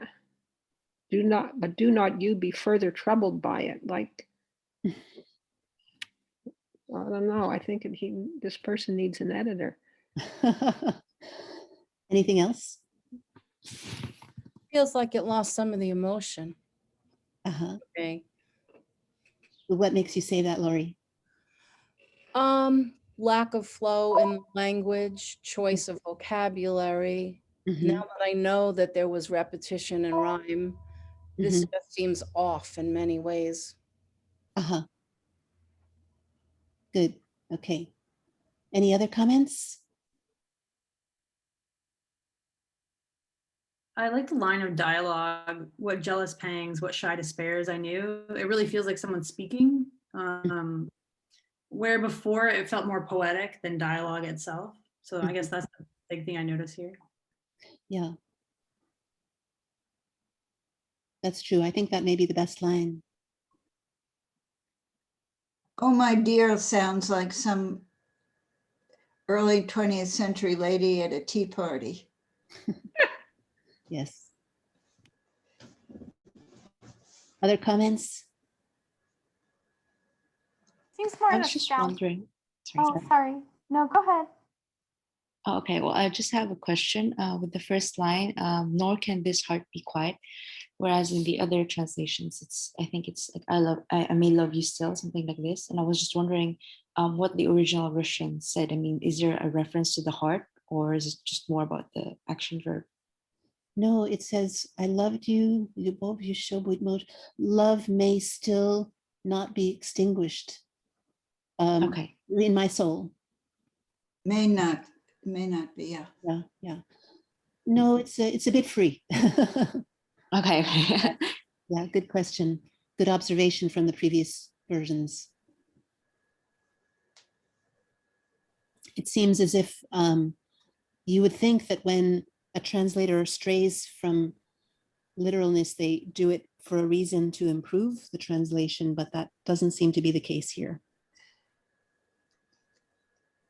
Does anybody else have comments on it? Well, all of these mistakes or infelicities are due to rhyming.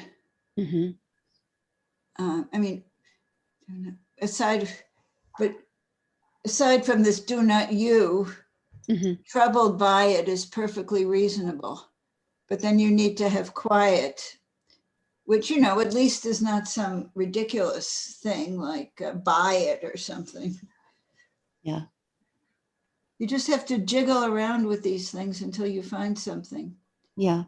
It's a multidimensional problem. Yes.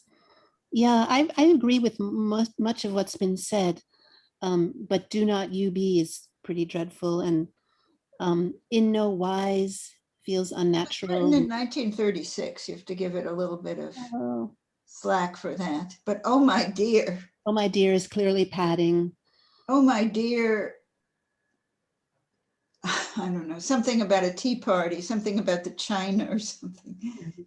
And also I wonder about the phrase mute offender.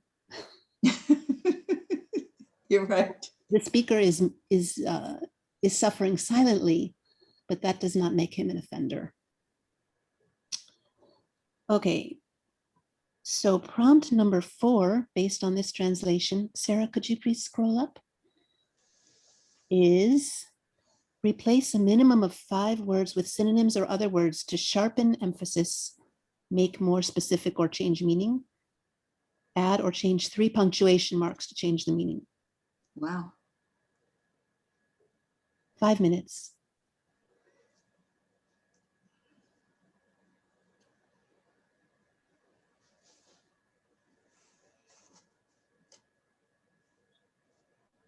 We need to see the poem.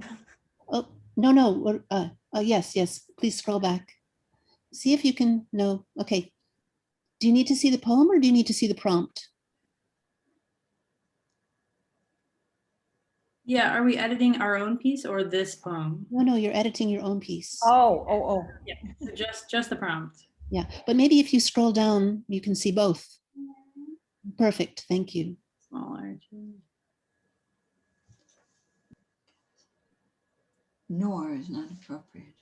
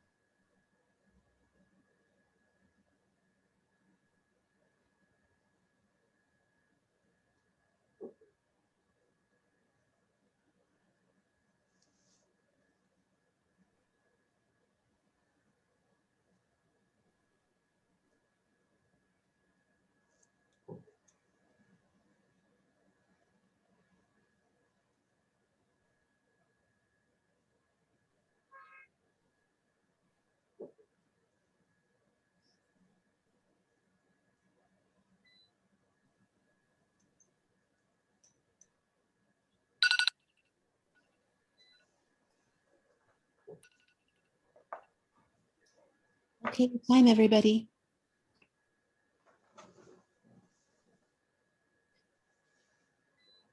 Does anybody care to share what they've done and tell us what they've changed?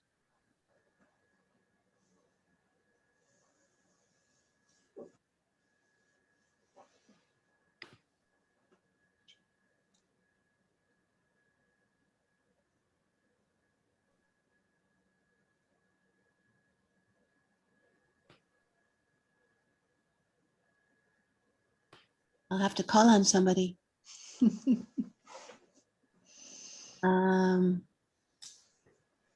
Okay. Jacob, do you have something? Gone. I can jump in. Sarah, yeah. So forgive me because I've just kind of been building as we go, because I joined a little bit late.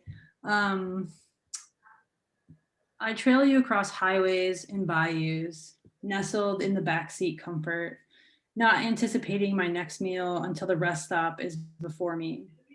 The world is an atlas, and we trace its features in Sharpie. We gulp from one glass and bed down in the same sheets. Alas, we do not agree on volume. I bark at the wind, the shores, the trees, the fish, the land, my own shadow. You prefer the hush. I would say this is just a silly draft, but I really appreciated having to replace 5 words because it made me notice repetition and it made me kind of weigh images and either go stranger or dial in language too. Dial in, what do you mean? Like I have a lake beside me here and I'm like, well, do I want to change lake? And I changed it to bayou, which completely changes location, right? Then that makes me think of New Orleans versus like upstate New York or Michigan or something. Yeah, places us. Yeah, it can be like a seismic shift in geography just by choosing a synonym. Yeah. Who else? Holly, you haven't read, have you?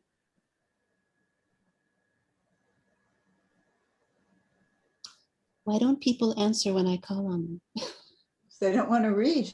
I need a volunteer. Anna?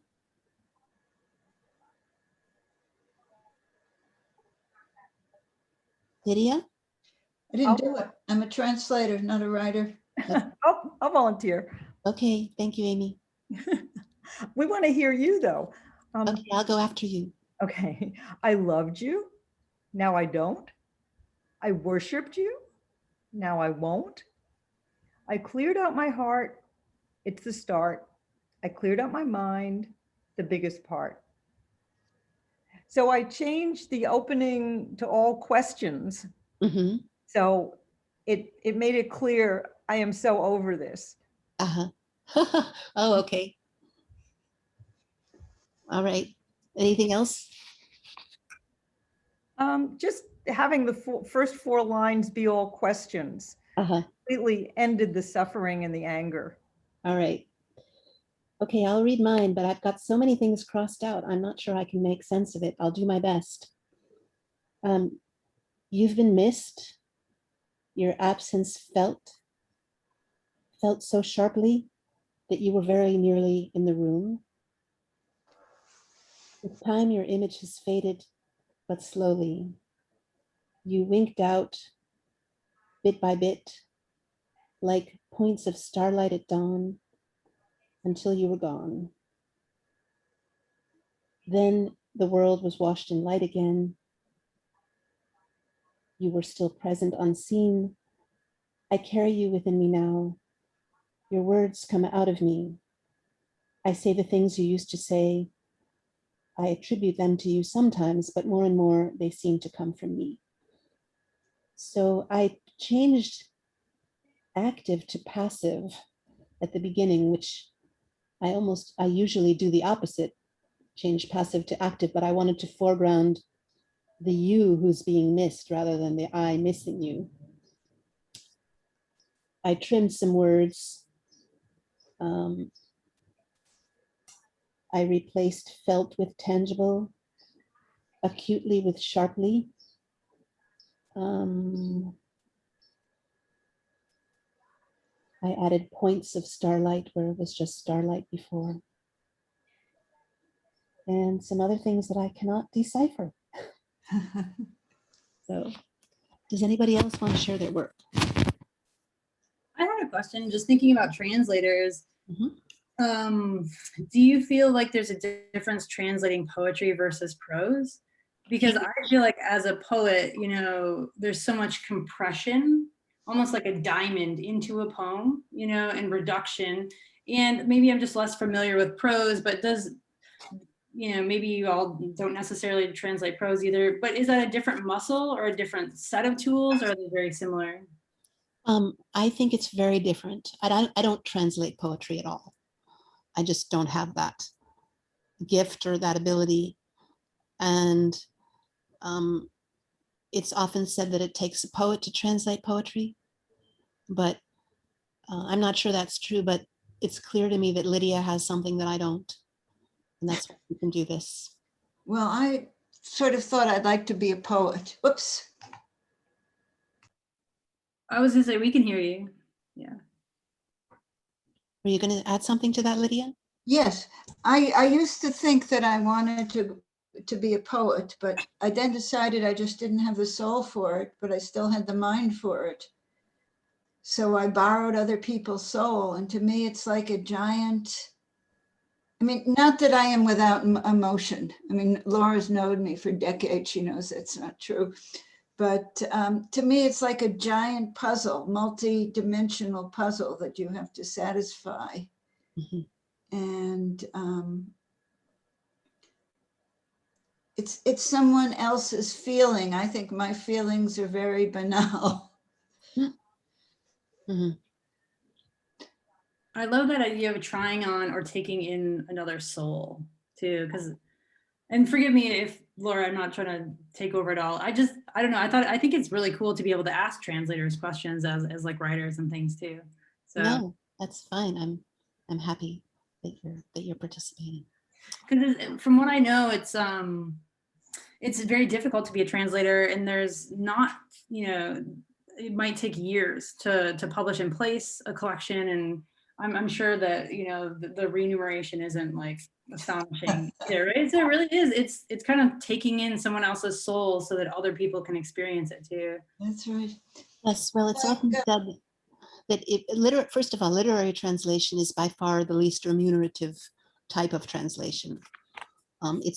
There's no living to be made in literary translation. Translators who support themselves that way are doing legal documents, scientific work, patents, or they're working as interpreters, interpreting the spoken word at meetings.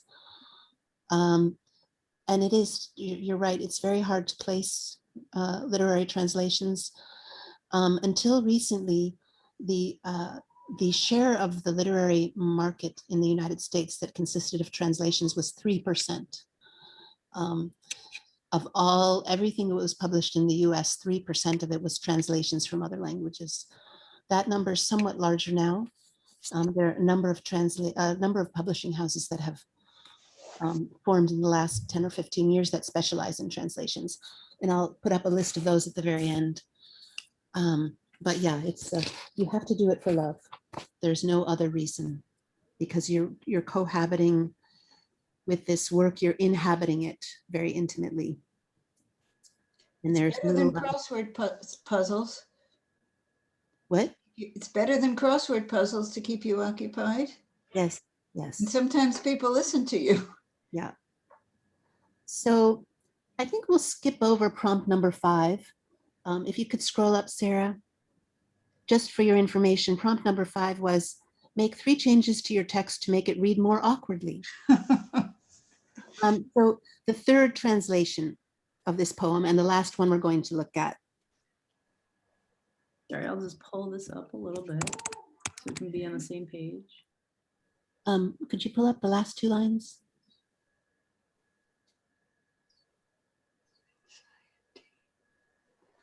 Good, perfect. Oh no. Okay, good. All right. I loved you. Love, it very well may be, within my soul has not quite died away. but let it give you no anxiety. I do not wish to grieve you, come what may. I loved you silently and hopelessly, by jealousy and shyness overcome. I loved you so sincerely, tenderly, may you be loved thus by some other one. So what do people notice about this one? This is the last one we'll be looking at.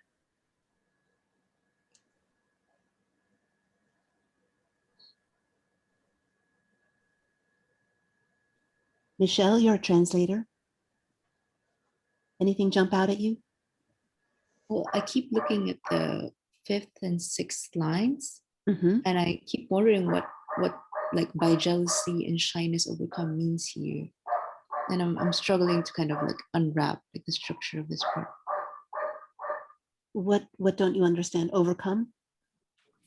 Like the connection, I loved you silently and hopelessly, by jealousy and shyness overcome. I don't really understand like the connection here between the love and the jealousy and shyness. I felt like it was more immediate it was more obvious in the previous translations. Mm-hmm. Yeah, I think I'm scrolling back to I just lost it. I was trying to look back to Lydia's into the original.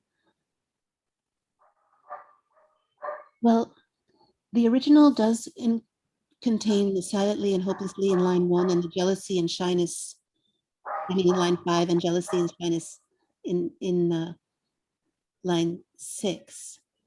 So the only thing that's added here really is overcome. Yeah, I guess that's what I'm struggling with. Just not the concept itself, but just the connection. Yeah, what it says in the original is by jealousy and shyness by turns. Mm-hmm. So yeah, that's the difference. That Tomim? Yeah. Laura, isn't it Tomim? Yes. I would say that was more, not so much tortured, but what's the word? Oh, language. Languished. Yeah, that's that word that doesn't quite work in English. Languished. Yeah. Tomim is a much more acceptable word in Russian. Yes. Yes. I don't think overcome is so bad. The third line of that stanza doesn't scan very well. And some other one. Mm-hmm. Some other one feels a bit weak, kind of like you're thrown back into the sea. Like some other one will love you. It's not as intense, I guess, as some of the other translations. Mm-hmm. It's all the fault of having to find rhymes. Yeah. Okay. Let's move on. I don't think we have time for the last prompt. Sarah, could you scroll up? The last prompt was, if your text is a poem, rewrite it as prose. If your text is prose, rewrite it as a poem. Okay, please keep scrolling, Sarah. I just wanted to look at the last two lines of each 3 versions, because this was really difficult. The God grant, which is in the original, creates a lot of awkwardness in English. And I wanted to show them side by side so you could see how they were resolved. And in the second one, I think is particularly clunky. God grant another may doesn't really work. And the third one completely dispenses with God grant in order to make it work. So again, I think that the first one, Lydia's, is the most successful because it gets in the original and it makes it work in the English. Yeah. I would never, if I were writing a poem, I would never have God grant in it, but it was in the early 19th century, that was okay. Yeah. All right. Please continue down, Sarah. Now, just to finish up, Sarah reminded me the other day that I should mention the following aspect of translation. And this is a quotation from John Berger, the art critic and thinker. True translation is not a binary affair between 2 languages, but a triangular affair. The third point of the triangle being what lies behind the words of the original text. true translation demands return to the preverbal. Well, this sounds extremely abstract. It's key, but it's hard to understand what he means. So I thought I would give you a couple of examples from my own experience as an interpreter of Russian and English. 2 examples where I failed at this, and 1 example where I succeeded.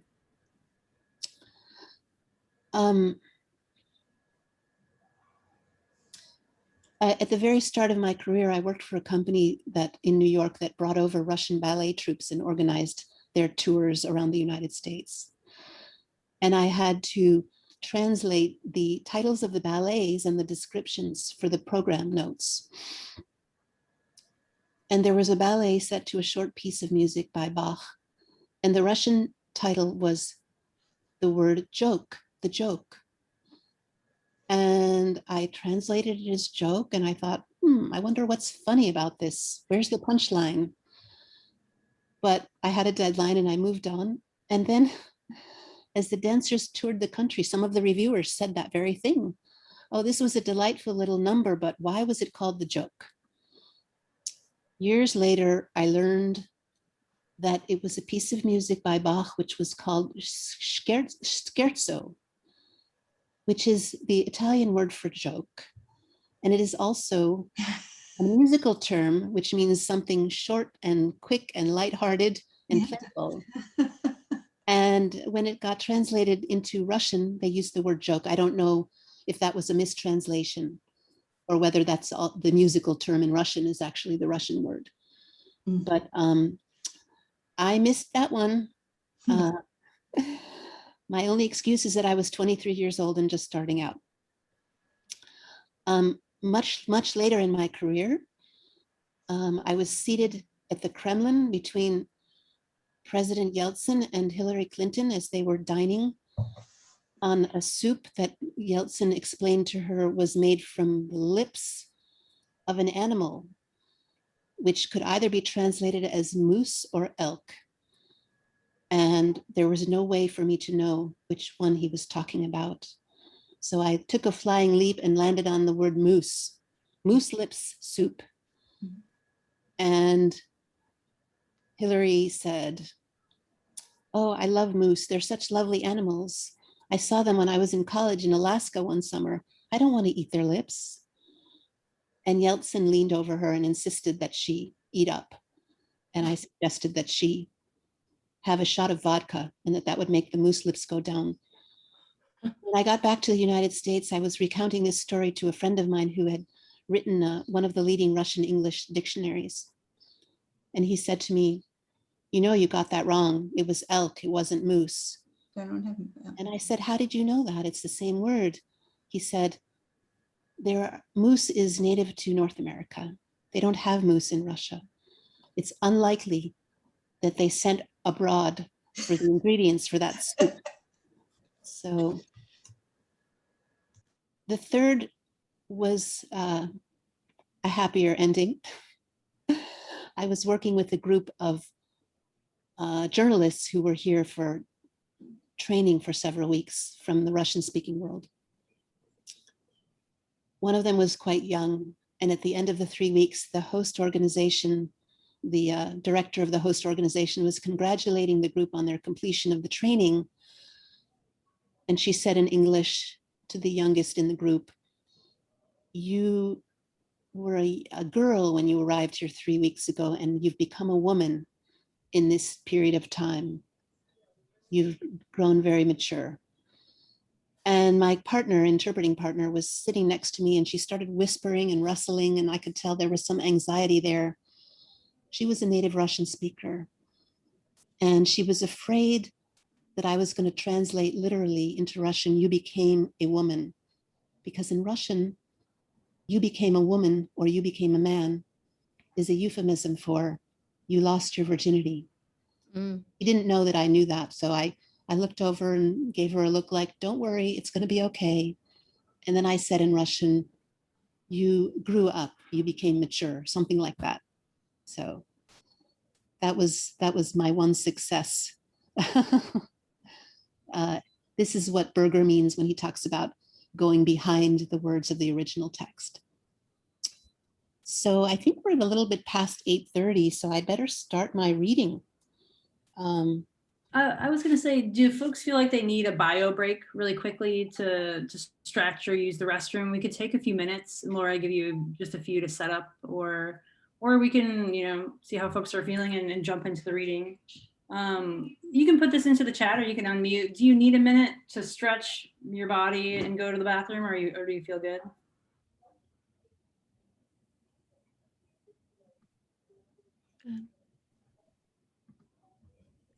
Any responses? Sounds like we're okay either way. Okay, great. So Laura, if you don't mind, I'll read your bio so I can amp up your amazing writing even further. And then, you'll take it away and you'll read for us. Thank you so much for helping us think about the liminal spaces between all, language, between word to word and between the punctuation, right? I forget who said it, but there was a prose writer who said the perfect paragraph length is the amount of time that a dog drinks from a water bowl. And I have a puppy, and they have that clip clop, clip clop, clip clop drinking, and I find myself thinking, like, was that slurp a phrase? Was that a turn of phrase? But how many lines would this look like on the page? So yeah, I think translation helps me be more playful as a poet. Mm-hmm. So without further ado, Laura Esther Wolfson's debut essay collection for single mothers working as trained conductors was awarded the 2017 Iowa Prize for Literary Nonfiction and published by the University of Iowa Press in 2018. It is delightful. I would absolutely recommend it. She's currently working on her second book entitled Super-Pricey Royal Blue French Lace Bra. Say that fast. Her writing has been honored with the 2017 Notting Hill Essay Prize, published in leading literary venues on both sides of the Atlantic, and cited in the Best American Essays. She has been a fellow at MacDowell and the Virginia Center for the Creative Arts. And she holds an MFA from the New School and lives in New York City. She served for many years as the interpreter for Russian-speaking authors at the Penn World Voices Festival and as a Penn prison writing mentor. She's had a long career as an interpreter and translator. I stress those two things because I think we often conflate them, right? One translating live speech and one on the page, working from Russian, French, and Spanish to English. Laura translated Stalin's Secret Pogrom, Yale University Press, 2001, on the events leading up to the Night of the Murdered Poets. The book went on to win the National Jewish Book Award for Eastern European History. Laura, thank you so much for having us think through language today, and I would love to hear you read from your own work. Thank you very much, Sarah. Thank you for that introduction. So I'm going to read some work in progress, and it's a passage that I wouldn't normally read, but because it requires a bit of backstory, but it overlaps a lot with what we've been talking about today. It's from a piece called The Woman with the Green Crystal Bracelet. The green crystal bracelet is not mentioned in this section, but it refers to a medical ID bracelet. I write from life, but I shy away from terms like memoir and nonfiction because I'm a storyteller more than a reporter, and I don't always stick to the facts. There's a lot in what I write that cannot be fact-checked, and even more that should not be fact-checked. And often the language is the story, the style is the story. In what I'm going to read to you now, the narrator, who has a lot in common with me, is having a lung transplant after years of living with a degenerative lung disease. For setup, I'll read some lines from before the transplant when she meets her transplant pulmonologist for the first time, and then a longer section from a short time after she's discharged from the hospital post-transplant. The doctor entered, a nurse at his side. With a warm smile, he introduced himself. "We'd like to get to know you," he said. "As a human?" I asked in disbelief. "Or as a patient?" "Both." Lanky and with dark liquid eyes, the doctor had a trace of vulnerability about the mouth, a cleft chin, and a sweep of black hair with a hint of gray at the temples. Dr. Angel was his name, pronounced the Spanish way, Angel. He was South American from Colombia. I never use real names when I write, but this time I'm honoring my rule in the breach. Following his gaze down to his lap, I saw an open file folder in his hands. Saw an open file folder. In his hands, he held my history. Why, we're the same age, he said with surprise, glancing at the top page. Born in the same year. Wait, you're older. Yes, by 2 months. That means you have to do whatever I say, I told him with a laugh. When you're a youngest child, this kind of thing rolls off your tongue, sometimes before you've paused to think. He smiled and promised nothing. Then I skip over a bunch of medical stuff. As we were finishing up, he said playfully, I hear that you are a famous award-winning author. Author, yes. Famous, no. I had not mentioned that I was a writer. However, just as social media have rendered in-person bragging superfluous, although alas, it persists, they have also rendered discretion and modesty obsolete.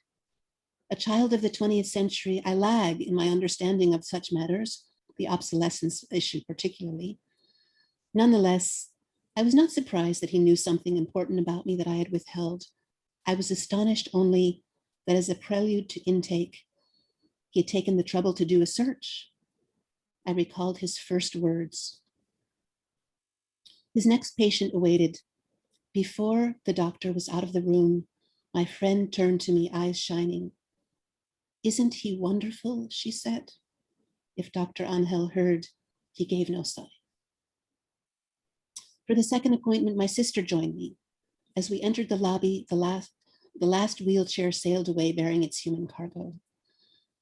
I'm so glad to meet you, she said to Dr. Angel when we were called in. I've heard such wonderful things about you. I followed his gaze down to his shoes. They were gray suede. They came up over his ankles. Finally, he looked up. Maybe the people who said those things didn't know what they were talking about, he said, emitting an awkward laugh. Note to self, never say a good word about this man, especially if there's a chance that it might get back to him.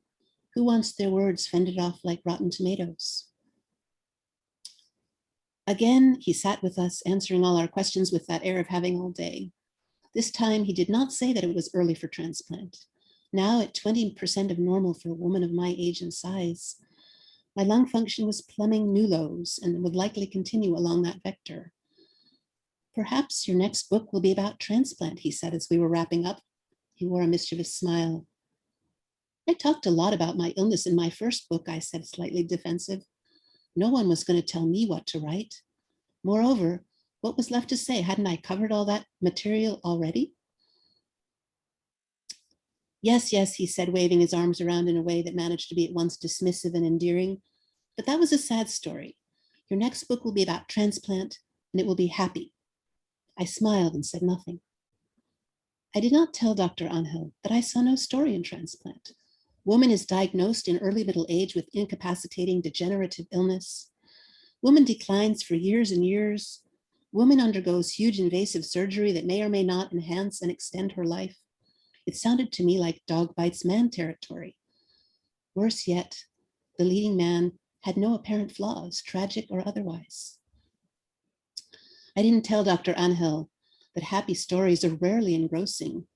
I did not tell him that it can take me years, decades sometimes, to gain sufficient purchase on a given episode, piece into a coherent narrative some of life's tatters and scraps, as well as a few flights of fancy and some utter fabrications, because really, where is the fun in unremitting, plodding fidelity? And then weave and stitch and coax a text into being. I need time, always time, for 100 visions and revisions and decisions. And if the good doctor's optimism was misplaced, and my transplant story was one of the ones that ends badly, I would be in no condition to write that story or any other one. And now I'm writing about transplant and doing so at short remove, the two curvy, symmetrical, pinkish shapes on my chest still tender to the touch. Clamshells, they're called, lung transplant lingo for the incision scars. Transplant has crowded out all other potential subjects, and given a median survival rate of 6 to 7 years post-transplant, The sand is whooshing through the hourglass already. Now I skip ahead to after the transplant. Spanish was his native language, but Dr. Angel spoke a stunningly idiomatic English. That's like a no-brainer, he would say one day, at a much, much later stage of my treatment, recommending that I sign a consent to donate tissue for research. The tissue would be harvested during the multiple bronchoscopies that are compulsory and frequent in the aftermath of transplant. Bronchoscopy is an ambulatory procedure, a reconnoitering expedition that involves lowering a camera down the throat. On bronchoscopy day, which always fell on a Tuesday, I tried to make the best of things. Usually my instructions were to be at the hospital at 6:30 a.m. sharp. This meant that I would be discharged while the day was still young. I was out cold during the down the throat part, so that was good. Plus, each time I got to have not one, but two brief tete-a-tetes with Dr. Angel, a pre-op hello in the prep area and a post-op summary of findings in the recovery room. Visitations in the word of the friend who'd been at the first appointment. He would come to me behind the curtain where I waited, arrayed in a cream-colored gown, semi-reclining on a bed, hair covered. The head covering was one of those shower cap things that are de rigueur element of the operating room ensemble. He wore one too. He wore his well. I'd sit up, legs extended before me, and set aside my book, the IV port that dangled off my left arm, swaying gently as I moved. From where he stood at the foot of the bed, he would seize whatever came to hand, usually my toes, in their purple hospital issue socks with the no-slip treads, and wag my feet side to side in greeting. He always asked about what I was reading. Feeling like Scheherazade, but keeping it brief, he was, after all, saving my life, not threatening to take it away from me. I would tell him the story. Spotting Russian on the cover one time, he asked me to open my book and show him what was inside. He'd never seen the Cyrillic alphabet. The dog-eared volume, an anthology that had originally served me as a college text, fell open to a Pushkin lyric I've been revisiting for over 30 years. One of the briefest, best-loved poems in the language, it is a limpid little octave so sublime in its simplicity that it seems to have written itself. I imagined, one thing leading naturally to the next, that having looked at the words on the page, he might well want to hear how they sounded and would ask me to read aloud, which would lead us to the overwhelming question, what does it mean? Я вас любил, любовь еще быть может, в душе моей угасла не совсем, the poem begins. I loved you once, perhaps the love I bore you has even now not fully died away. If it came to that, I decided swiftly, I would drop my gaze to the page as if reading and recite instead the innocuous opening quatrain of Winter Night by Boris Pasternak. This replacement was almost random, the first thing that came to mind. At last, I thought, a use for some of the poetic lines that have adhered to my memory over the years, an audience for those verses I whispered to myself at odd moments. Never mind that the whole point was to make him believe that I was reading, not reciting. Never mind that what he saw on the page and what he heard would not match. Never mind that I would be perpetrating a tiny lie, a bait and switch, the kind of semantic sleight of hand that lay people often unfairly pin on interpreters, and which I've spent much of my working life asserting that we never do. Because why would we? I mean, does anyone think that historians write mistakes into their books on purpose for their own private entertainment? Or that surgeons deliberately operate on the wrong organ just for fun? Milo, milo, pussy zemlia, I would tell Dr. Angel, quoting Pasternak, who was known in the West for Dr. Zhivago, but was in fact a far better poet than a novelist. Во все пределы, свеча горела на столе, свеча горела. It snowed and snowed throughout the land, a ceaseless snowing. On the candle, a candle burned, a candle glowing. Only in stanza 4, well after I planned to stop, does love emerge from the shadows cast by the little flame, and it remains even then cloaked in hints and indirection. hands crossing, feet crossing, destinies crossing. This is all we get. Oh, and also 2 small shoes dropping to the floor with a thud and wax dripping on a dress. The flame flickers, the heat of temptation or seduction, depending on the translation, rises and spreads like a pair of wings, feathery angel wings. Next, more snow, and then the candle takes center stage once more. Full stop. Love absent again, as in stanza 1, my chosen stanza, or at least unseen. I thought back to my freshman year, when many of my dorm mates were training for employment as engineers, agronomists, or hoteliers. They used to ask over and over why I was majoring in Russian language and literature, as in, what useful purpose could that possibly serve? Because it's beautiful and important would only deepen their confusion, I knew, but it was the only answer I had. Now I knew. If only I could track down my fellow alumni and share my eureka moment. I had not majored in Russian to translate any of the strange grab bag of books that have crossed my desk over the years. Not the last diary of the last Tsarina, written during the months just before she, her husband, and their children were stripped of their royal titles and bayoneted in a basement in the Ural Mountains of central Russia. A book of a vacuity that plunged depths difficult to convey with full fidelity.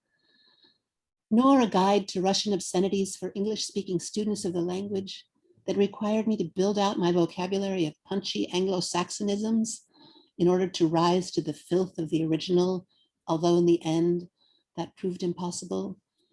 Nor a book that contained speeches of devastating eloquence, uttered by leading Yiddish authors, soon to be shot for treason, only to be rehabilitated a short time later, after Stalin had joined them in the ground. Nor had I done it in order to interpret court proceedings, literary soirees, disarmament junkets, human rights palavers, diplomatic shindigs, or climate change gabfests, although I had worked at all of these. Certainly, I had not done it in order to sit at a desk high up in the United Nations Secretariat, gazing down at the boats chugging past on the East River. No, no, and again, no.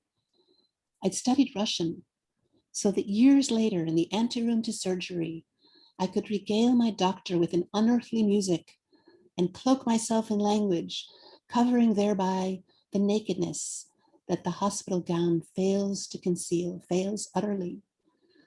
I'd done it to call down the gods of literature to stand by me as I struggled to cast off the wretchedness of infirmity, the tyranny of patienthood.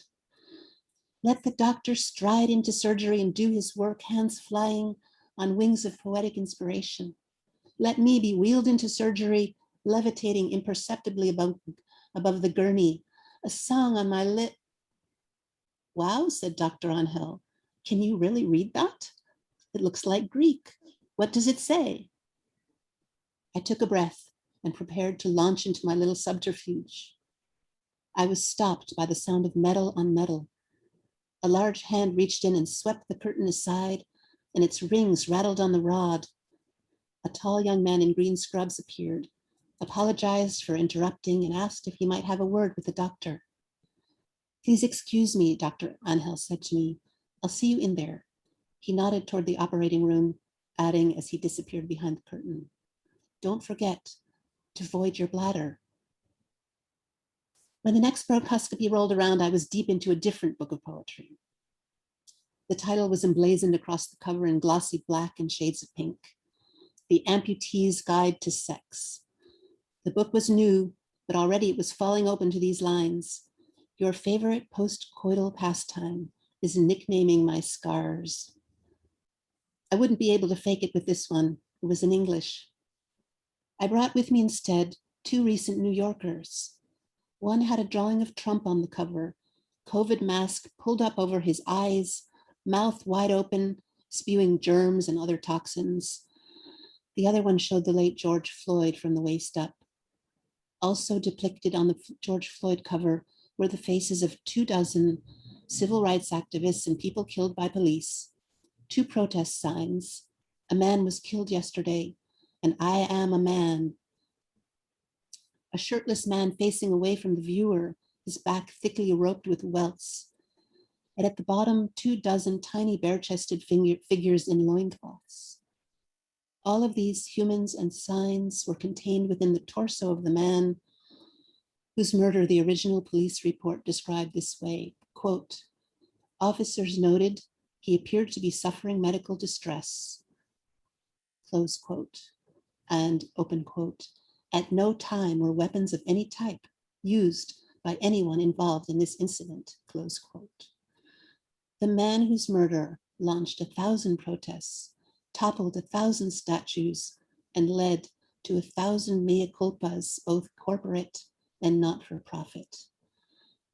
The inside cover showed a young Black man, his face partially obscured by the hashtag, "We are done dying."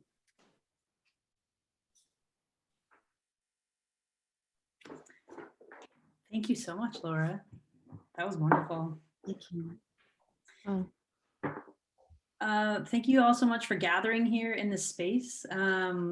I hope to see many of your faces and more again at other office hours, craft classes. Sorry, I have a little puppy with me here. And yeah, thank you. That was everything we have for you tonight. So it was wonderful to gather with you, and we'll see you all again soon. Thank you very much. Don't sign off just yet.